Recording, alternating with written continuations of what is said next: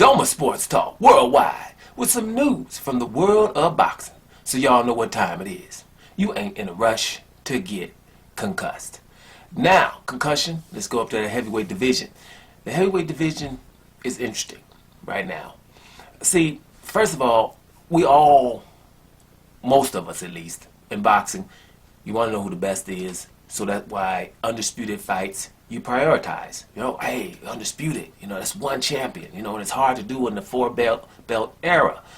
I think, pretty much anybody who's, deals with boxing a little bit understands that. That's a really hard thing to do. I know it's like one of the biggest things to do for me when I'm watching. Like, wow, that dude became undisputed. That's very important and significant. In the heavyweight division, we get close. We were very, very close about 4 years ago now when you're talking about Anthony Joshua and Deontay Wilder. One fight away. Even Anthony Joshua asked for what he wanted, then he was able to get it, and then it still didn't happen. So that disappointment is still, that taste in our mouth is still there. So, we have, Tyson Fury go ahead and handle Deontay Wilder. Alexander Usyk comes up from cruiserweight and handle his business and handles Anthony Joshua.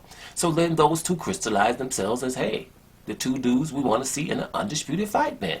You know what I'm saying? It's the bottom line, right? Even though I don't really roll with Tyson Fury, but damn it, that's the guy. And Usyk, I roll with Usyk, he's a legend. That's the guy. They need to fight.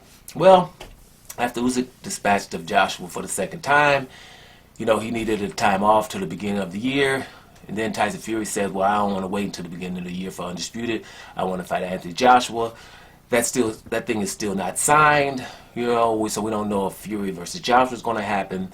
Then we know that Deontay Wilder is fighting Robert Helenius, and Usyk is like, well, if I can't get the undisputed fight against Tyson Fury, then I'll fight Deontay Wilder then, right? That's the one he wants, which shows how much he's a legend. Just the upper echelon, the most dangerous fighters, this is who Usyk is going after. That's why he's a legend already.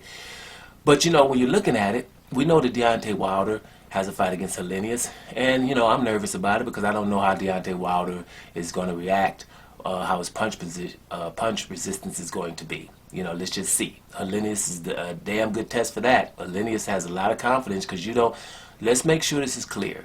Before Helenius fought Kanauki, Helenius was probably the underdog in the first Kanauki fight. All right, that's how much Kanauki was respected, right? And boom, that's it. That was over after a while. You know what I'm saying? Helenius broke the code, knocked him out twice. So now Helenius is full of confidence, and he's going to be the guy that tests Deontay Wilder. And I'm thinking that's going to be a very, very, very hard test. But if Deontay Wilder comes out of that, he's like ready for the Usyk fight. He has no problem with that. So you see there's no problem. Deontay Wilder has definitely said it's music to his ears to hear that he would be able to fight Usyk.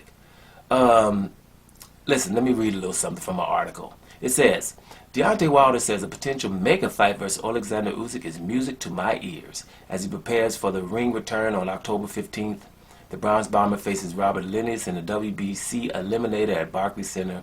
But already there's bigger challenges reportedly waiting in the wings. Right? And this is another thing. Let me read a little bit more for you guys.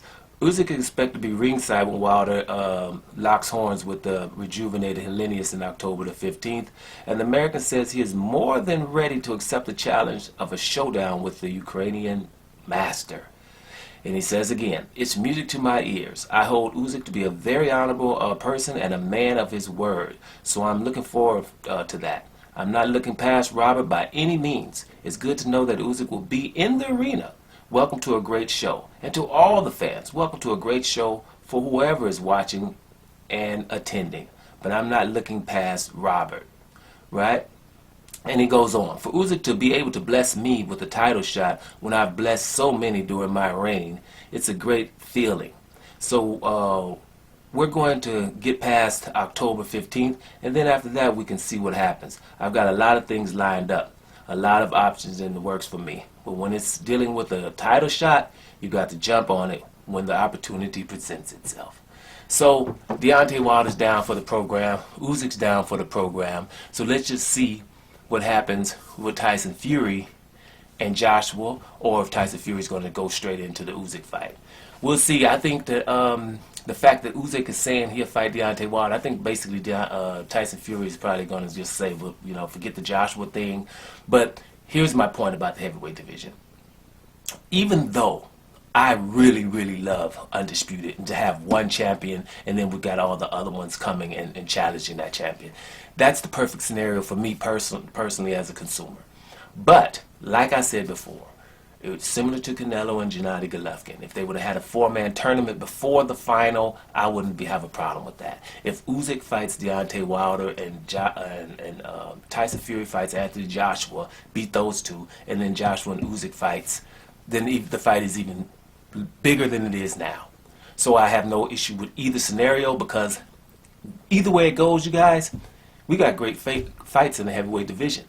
Considering we just had Luis Ortiz and Andy Ruiz, we're about to get Joseph Parker and Joe Joyce. You see what I'm saying? So, and then if these two fights happen, then that's just great for the heavyweight division. So let's just sit back and enjoy and watch and see what happens, y'all. Doma Sports Talk Worldwide. And I'm about here, y'all.